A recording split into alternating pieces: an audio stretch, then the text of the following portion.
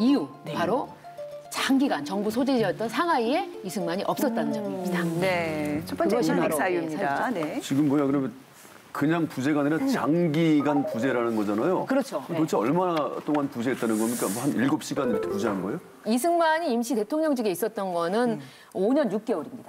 예. 그런데 그중에 딱 상하이에 6개월 있었습니다. 네. 미국에 6개월 있었겠죠. 아니에요. 상하이에 6개월 상하이에 있었어요. 6개월 있었습니다. 이게 뭐예요 그러면? 너무 장기간 부재를 한 거죠. 근데 그게 사유가 되는 게 1919년 9월 11일에 임시정부의 임시헌법이 발표가 돼요. 근데 거기에 보면 16조에 임시의정원의 허가 없이 국경을 떠날 수 없다라고 돼 있어요, 대통령은.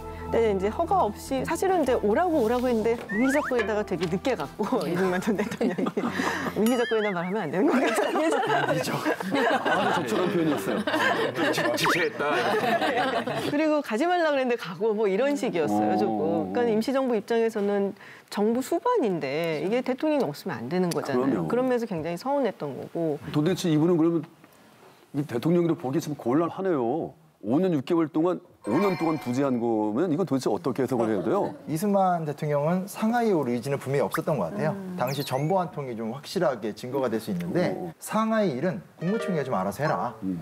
나는 미주에서 일을 담당하겠다. 그러니까 어떻게 보면 상하이와 미주를 별도로 통치하겠다라는 생각을 이미 초기 때부터 공개적으로 밝혔던 거죠. 상해 오고 싶은 마음이 조금도 없었네요. 그러니까 이게 미국에서 약간 인싸 생활을 그냥 난 누리겠다. 인싸가 아니었을까요? 근데 사실 이승만 입장에서 보면 이승만은 자기가 이제 쭉 미국에서 활동을 해왔었잖아요. 그 활동 기반의 문제도 있고 또 외교운동 독립론자이다 보니까 내가 미국에서 더 많은 활동을 할 수 있는데 굳이 내가 상하이에서 대통령을 자리를 지키고 있어야만 되는 이유가 있을까? 이런 생각을 좀 했었던 것 같은데 여기서 또 묘하게 이동희와 이승만의 갈등, 임시정부의 노선과 관련된 갈등과 좀 연관이 되어 있는 거죠. 아니, 근데 굳이 있을까 싶으면 대통령직을 안 받으면 되죠. 그렇지.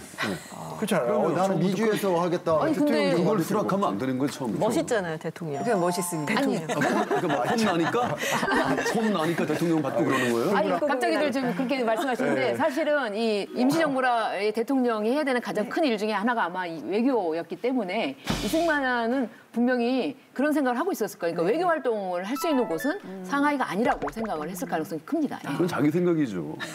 외교만 중요하다고 생각하는 건 그야말로 이승만의 노선이고 다른 노선들도 분명히 존재했고 그렇다면 사실 지금 와가지고 빨리 합의를 보든지 어떻게 해